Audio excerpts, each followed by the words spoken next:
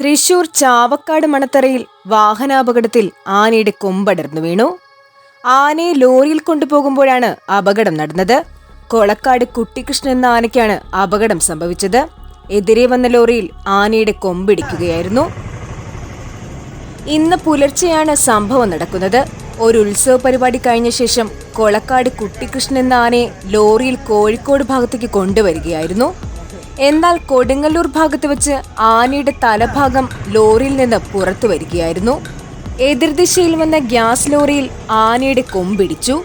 ഇടിയുടെ ആഘാതത്തിൽ ആനയുടെ കൊമ്പിളകി വീഴുകയായിരുന്നു. ആനയുടെ പരിക്ക് ഗുരുതരമായതിനെ തുടർന്ന് മികച്ച ചികിത്സ നൽകിയെന്നാണ് അറിയുവാൻ കഴിയുന്നത്.